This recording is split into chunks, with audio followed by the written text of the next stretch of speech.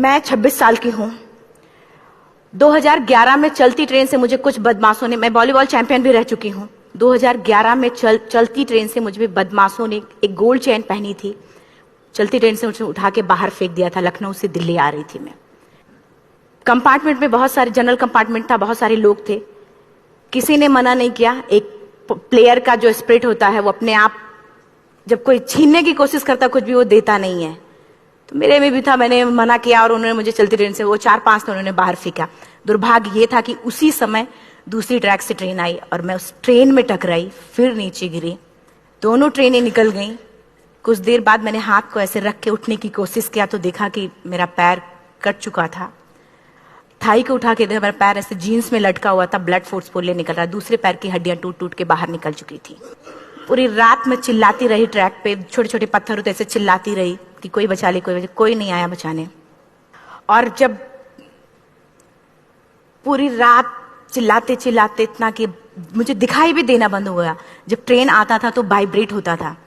इतना ही नहीं, फ्री का इनविटेशन भी लोगों को मिल गया था, कुछ लोगों को। ट्रैक पे आपने ट्रेन की ट्रैक पे छोटे छोटे चूहे देखे होंगे, मेरे कटे हुए पैर पे आग के मेरे पैर कुतर रहे थे। मैं ब्रेन कॉन्शियस मेरा पूरा काम कर रहा था मेरे, लेकिन बॉडी में कोई भी मूवमेंट नहीं था। पूरे पल में वही चीजें सोच कि कैसे मैं अपने आप को कैसे बचा पाऊं। लेकिन करीब पूरी रात ऐसे बीता। सुबह गांव वालों ने मुझे बरेली डिस्ट्रिक्ट हॉस्पिटल यूपी में है, वहां पे हुआ था ये। सुबह गांव वालों ने मुझे उठाया, डिस्ट्रिक्ट हॉस्पिटल ले जाके रखा, तो फार्मासिस्ट, डॉक्टर, सीएम जितने लोग थे आपस में बातें कर रहे, अरे हमारे पास तो एनेस्थीसिया नहीं है, ब्लड नहीं है, इसका इलाज शुरू करें तो हम कैसे करें। मुझे भी नहीं दिखाई तो नहीं, लेकिन मेरा सुनाई दे रहा था सब कुछ वहां पे। कहां से हिम्मत आई मुझ में, मुझे भी नहीं पता। मैंने बोला वहां पे कि सर जब मेरा पूरा पैर कटा, तब मैंने इतनी देर रेलवे ट्रैक पे थी, मैं उस चीज को बर्दाश्त किया, तो अभी तो आप मेरे अच्छे के लिए मेरे पैर काटेंगे। शायद आपको यकीन नहीं होगा, या फिर कभी आप लोगों ने ये चीज नहीं देखी, कोई डॉक्टर या फार्मासिस्ट अपना ब्लड दे के किसी पेशेंट को बचाया। मेरी इस बात को सुनने के बाद वहां के डॉक्टर और फार्मासिस्ट दोनों ने एक एक यूनिट ब्लड दिया और मेरे पैर को बिना एनेस्थीसिया अलग कर दिया गया। आज भी मैं उस दर्द को महसूस करती हूँ। जब जब बोलती हूँ तब मैं वो चीजें महसूस करती हूँ। उसके बाद जब बात मीडिया में आई, लोगों को पता चला कि रिमा नेशनल प्लेयर है, KGMC king George medical college Lucknow में एडमिट करा, लखनऊ से फिर sport minister, AIIMS trauma centre Delhi. तब तक सब ठीक ठाक चल रहा था, प्लेयर होने की वजह से अच्छा ट्रीटमेंट मिलना शुरू हुआ। करीब 4 महीने मैं एम्स में रही। एम्स में रहने के बाद जब मैं थोड़ा ठीक हुई, करीब 25 दिन बाद जब ठीक हुई, न्यूज़पेपर में गोल गोल लिख के आ रहे कि अरुणिमा के पास टिकट नहीं था, अरुणिमा ट्रेन से कूद गई। उसका खंडन किया घर वालों ने, फिर बोला कि अरुणिमा सुसाइड करने गई थी। जिस लड़की का शरीर का एक अंग कट चुका, पूरी जिंदगी का पता नहीं, कि व्हील चेयर है, बैसाखी, या पता, यहां तक कि मेरे स्पाइन में 3 फ्रैक्चर था, मुझे ये भी नहीं पता था कि मैं बेड से उठ भी पाऊंगी कि नहीं। अंदाजा लगाया जा सकता, सिर्फ अंदाजा लगाया जा सकता है कि उसकी दिलो दिमाग पे क्या चल रहा होगा, उस परिवार की क्या स्थिति रही होगी, जब जिस परिवार की एक यंग एज लड़की का इस तरीके का सिचुएशन हुआ हो। फिर भी कहते हैं कि जहां चाह होती वहां राह मिली जाती है। एम्स के हॉस्पिटल के बेड पे मैंने डिसाइड किया, क्योंकि अपनी बातें हम चिल्ला चिल्ला के करें, वो सिस्टम की इतनी हाई लेवल की बातें हो रही थी कि हम एक मध्यम वर्गीय फैमिली से थे, हम अपनी बातें चिल्ला चिल्ला के कह रहे थे, लेकिन कोई नहीं सुन रहा था। लेकिन कहते हैं मैंने अपने दिल, दिमाग, अंतरात्मा से ये चीज सोच लिया कि ठीक है, आज आपका दिन है, जितना चाहो बोल लो, एक दिन तो मेरा दिन आने वाला, मैं प्रूफ कर दूंगी कि मैं क्या हूं, मैं क्या थी, ये मैं प्रूफ कर दूंगी। हॉस्पिटल के बेड पे डिसाइड किया वॉलीबॉल नहीं, लाइफ का सबसे टफ गेम करना है, तब मैंने माउंटेनिंग चुना। जब मैंने माउंटेनिंग कहने और करने में बहुत फर्क होता है। जब मैंने माउंटेनिंग की बात सोची और लोगों के सामने, सबसे बड़ी चीज थी सही गाइडेंस में ट्रेनिंग लेना, दूसरा स्पॉन्सरशिप। इतना बड़ा एक साथ तो मैंने 40 से 50 लाख मैंने वाकई में कभी नहीं देखे थे पहले। मेरे लिए बहुत बड़ी चीज थी वो इकट्ठा कर पाना। जब मैंने लोगों के सामने रखा कि मैं माउंटेनिंग करना चाहती हूँ, एवरेस्ट के लिए मुझे ट्राई करना है, हर किसी ने मुझे बोला कि क्या है, पागल हो चुकी हो क्या, तुम्हारा दिमाग खराब हो चुका, तुम कभी नहीं कर सकती माउंटेनिंग। एक पैर आर्टिफिशियल है, दूसरे में रॉड है, और तुम्हारा दिमाग खराब है, स्पाइन में भी फ्रैक्चर है, तुम पागल होगे, चुपचाप कोई नौकरी करो, जीवन यापन करो। क्योंकि लोगों का सबसे बड़ा प्रॉब्लम ये होता, लोग फिजिकल देखते, पैरों को मेरी अंतरात्मा में क्या चल रहा था वो तो किसी को पता ही नहीं था। मुझे लगता है कि आज यहाँ पे मैं भी सुबह से देख रही हूँ, इतने अच्छी अच्छी चीजें मैंने सीखी यहाँ पे। बहुत बड़े बड़े स्पीकर को शायद आप लोगों ने भी सुना, आज मैं भी आपको यहाँ पे कि चाहे जितना मोटिवेट करूं, चाहे जितना चीजें मैं बताऊं, लेकिन मुझे लगता है सबसे बड़ा मोटिवेटर कौन होता? आप खुद। जिस दिन किसी भी लक्ष्य के प्रति आपकी अंतरात्मा जाग गई, आपको कोई नहीं रोक सकता उस लक्ष्य को पाने में। ये मैं किताब से बातें नहीं बोल रही हूं, ये मैं एक एक पल मैंने ये मैं कोई भी किताब की बातें नहीं, एक एक पल आज जो मेरा 26 साल का एक्सपीरियंस है वो मैं बता रही हूं सिर्फ आपको। उसके बाद किसी तरीके से मैनेज किया मैंने। भाई साहब, मेरा परिवार मेरा बैकबोन था।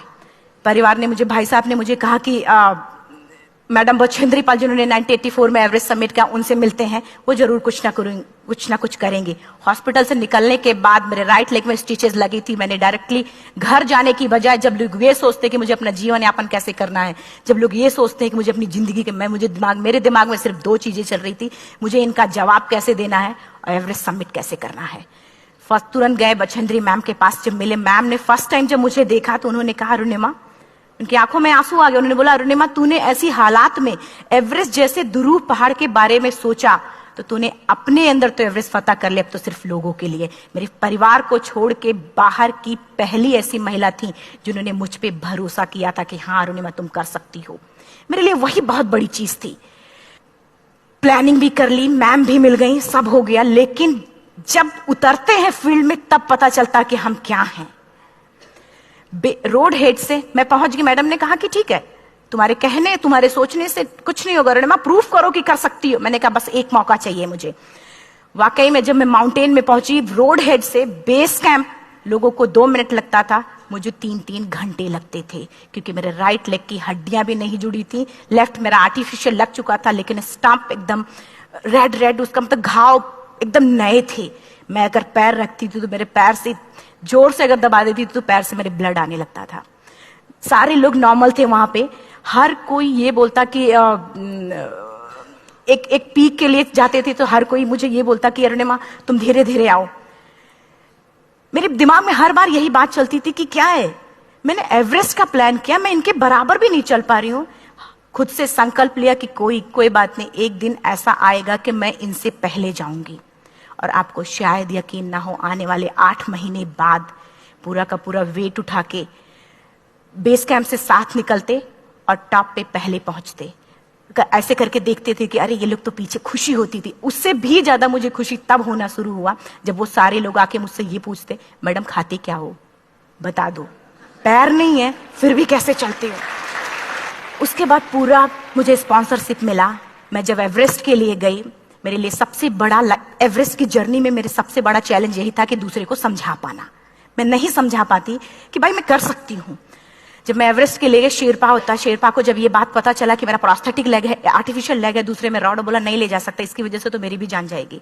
मैडम ने, हमने सबने कन्विंस किया किसी तरीके से। मन वाकई में जो टीवी में हम और उसमें फोटोज में देखते हैं, ब्लू और ग्रीन आइस, हिला देने वाला होता। जितना सुंदर दिखता उतना ही हिला देने वाला होता। जब मैं हमारे ग्रुप में 6 लोग थे, रॉकी एरिया तक मैं सबसे पहले थी, लेकिन जैसे ही मैं ग्रीन और ब्लू आइस में गई, मेरा आर्टिफिशियल लेग स्लिप कर जाता था। फ्रंट पॉइंटिंग से, जब मैं फ्रंट क्रैम्पोन से फ्रंट पॉइंटिंग मारती थी, लेफ्ट से पेन होता था तब भी करते, लेकिन आर्टिफिशियल जैसे फ्रंट पॉइंटिंग मूव हो जाता, मेरा पैर ही मूव हो जाता था। शेरपा मुझे बोला नहीं हो सकता अरुणिमा, जबरदस्ती मत करो। मैंने कहा कुछ नहीं, ये मेरा पैर है, मैं जानती हूं कैसे चलेगा। फाइनली 1, 2 बार, 3 बार करने, 4 बार, 5 बार होल हो जाता था। आइस थोड़ा टूट के निकलता था तो मैं वहां पैर रख के जाती थी। कैंप 3 तक ठीक था, प्रॉपर एक्लेमेटाइज किया अपने आप। कैंप 3 तक जनरली गए। बात जब कैंप 3 के ऊपर की होती है, साउथ कोल समिट, अच्छे माउंटेनियर, अच्छे दिलेर के हौसले धरे के धरे तब रह जाते हैं जब अपनी आंखों के सामने किसी को मरता देखता है। और दिमाग में बात, जब जिसको डिसीजन मेकिंग, और जब दिमाग में बातें जब ये आने लगती हैं कि अरे जिस चीज के लिए हम जा रहे हैं उसी चीज के लिए आदमी मर रहा है, इसी चीज के लोग लिए मर चुके हैं।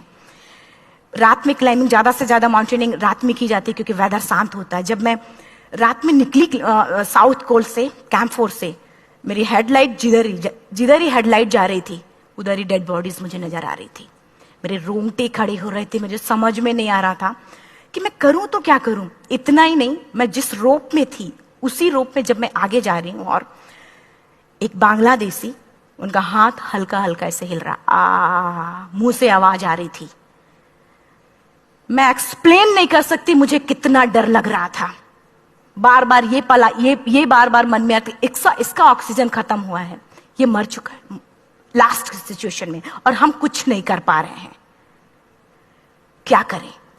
उसके बाद मैंने 10 से 15 मिनट सिर्फ मैं वहां खड़ी रही। मैंने सिर्फ इतना बोला कि अगर आप सभी में से सभी ने एवरेस्ट सबमिट कर लिया तब तो ठीक है, अगर नहीं सबमिट किया है मैं सबके लिए एवरेस्ट सबमिट करूंगी और जिंदा वापस जाऊंगी। क्योंकि जैसा हम सोचते हैं हमारी बॉडी उसी तरीके से जनरेट करना शुरू करती है। मैंने डेड बॉडी, क्योंकि जा ही नहीं सकते थे किनारे से, उसी रोप में वो एंकर है, डेड बॉडी को लांगी और लांग के जाना शुरू किया। हिलेरी स्टेप साउथ समिट के करीब जब मैं खुद पहुंची, मेरे शेरपा ने एक जोर से झटका मुझे दिया कि अरुणिमा वापस चलो, तुम्हारा ऑक्सीजन खत्म हो रहा है। हिलेरी स्टेप के बाद एवरेस्ट समिट है, थोड़ा चलने के बाद एवरेस्ट समिट है। अगर कोई आपसे ये बोले, आप अपने टारगेट के इतने करीब हो, अगर कोई आपसे ये बोले कि अरुणिमा वापस चलो, कैसा लगता है। मैंने भी यही बोला, सर क्या बोल रहे हो आप, मैं नहीं जाऊंगी वापस। बोले अरुणिमा जिंदगी रही, दोबारा ट्राई करना और एवरेस्ट समिट हो जाएगा दोबारा तुम्हारा। मैंने कहा नहीं, ये आप जिंदगी में गोल्ड चांस बार बार नहीं आते, लाइफ में कभी कभी आता है, ये आपके ऊपर आता, आप उसको पकड़ के रखते हो या फिर छोड़ देते हो। मैं अपना गोल्ड चांस कभी नहीं, क्योंकि मैं जानती थी मुझे स्पॉन्सरशिप बहुत मुश्किल से मिला, एक बार अगर मैं छोड़ देती दोबारा मुझे कभी नहीं मिलता। मैं बहुत अच्छी तरीके से जानती थी। मेरा फाइनली मुझे बछेंद्री मैम ने भी एक बार बात समझाई थी, मेरी माँ ने मुझे एक बार बताया था कि लाइफ में कभी कभी सिचुएशन ऐसी आती है जब सिर्फ आप अकेले होते हो, डिसीजन सिर्फ आपको लेना होता है। जहां पे भी होना, खड़े होकर हल्का सा पीछे मुड़कर देखना और ये सोचना कि आप एक एक कदम चल के यहां तक पहुंचे हो, सिर्फ अपना एक कदम आगे बढ़ाना, तुम देखना कुछ देर बाद तुम टॉप पे होगी। मेरे दिमाग में उनकी बातें वीडियो की तरह चल रही थी और सिर्फ एवरेस्ट का टॉप चल रहा था। मैंने शेरपा को पहले कन्विंस करने की कोशिश की कि भाई चल, कुछ नहीं होगा भाई चल। फाइनली जब वो नहीं माना, मैंने एक कदम आगे बढ़ाया, डिसीजन लिया कि नहीं जाना ही जाना है। आगे बढ़े, करीब 1 से 1.5 घंटे बाद मैं टॉप पे थी। और इतना ही नहीं, आज भी मैं जितनी बार बोलती हूं उतनी बार मैं महसूस करती, अब मेरे रोंगटे खड़े हो जाते हैं, मेरा दोनों हाथ ऊपर करके जोर जोर चिल्लाने का मन कर रहा, कितनी जोर से चिल्लाऊं कि सबको बता दूं कि आज मैं टॉप ऑफ द वर्ल्ड पे हूं। उन लोगों को बता दूं जो लोग ये सोचते हैं, लड़की, दूसरे विकलांग, तीसरे मिडिल क्लास में, जो लोग एक बार हार के फिर दोबारा लड़ना नहीं चाहते, जो लोग हारने के बाद सोचते हैं कि हम दोबारा कुछ कर नहीं सकते, उन लोगों को मैं चिल्ला चिल्ला के टॉप से बताना चाहती थी कि नहीं, आप सब कुछ कर सकते हो। सिर्फ एक सोच की विकलांगता, हैंडीकैप आदमी यहां से होता है, यहां से नहीं। अगर यहां से जो आदमी विकलांग है तो नॉर्मल आदमी भी विकलांग है, जो अगर यहां से विकलांग है। चिल्ला चिल्ला के मैं बताना चाहती थी। मैंने शेरपा से कहा कि आप एक फोटो खींच लो, क्योंकि सारे लोग फोटो, अपना नेशनल फ्लैग का जो वैल्यू होती है ना, वो जब हम कहीं बाहर होते हैं तो पता चलता है। मुझे भी बहुत खुशी हो रही थी, फ्लैग को हग किया और बोला फोटो खींचो। बोला पागल हो गई है, तेरा ऑक्सीजन कभी भी खत्म हो जाएगा, नीचे चल। तो नहीं, फोटो खींच लो। फोटो खींचा उसने। वो तो अगली बार इतना तेज गुस्सा हुआ, मैंने उसको बोला कि भाई वीडियो भी बना ले। 8848 की हाइट पे ऑक्सीजन खत्म हो रहा है, आज हम भी हंस रहे हैं आप लोगों के साथ क्योंकि यहां पूरा ऑक्सीजन है। और 8848 की हाइट पे जब मुझे शेरपा, कोई भी शेरपा को बोलेगा भाई वीडियो बना, तो परेशान हो जाएगा, पागल हो चुकी क्या, तुम मर जा, यहां मैं जा रहा हूं नीचे। मैंने कहा नहीं, कुछ नहीं होगा, आप बनाओ वीडियो। किसी तरीके से मन में 4-5 पेयर बैटरी रख के लेके गई कि डिस्पोजल कैमरा, एक अलग कैमरा, की मतलब एक नहीं काम करेगा तो दूसरा करेगा, प्रॉपर प्लानिंग से। शायद आप लोग भी सोचो कि वाकई में लड़की को इतना बड़ा रिस्क लेने की क्या जरूरत थी, कि जिंदगी कभी भी जा सकती थी इसकी। लेकिन मैंने वो रिस्क लिया क्यों? क्योंकि मैं चाहती थी, कहीं ना कहीं से मेरे भी दिमाग में ये बात आ चुका था कि मैं जिंदा वापस ना जाऊं। मैं चाहती थी कि अगर मैं जिंदा ना जाऊं तो ये वीडियो मेरे इंडिया, शेरपा से मैंने यही बात बोली, ये वीडियो अगर मैं जिंदा नहीं जाती, ये वीडियो मेरे इंडिया पहुंचा देना, मेरे यूथ तक चला जाएगा। क्योंकि मैं चाहती थी कि 11 अप्रैल 2011 को मेरा एक्सीडेंट हुआ, 21 मई 2013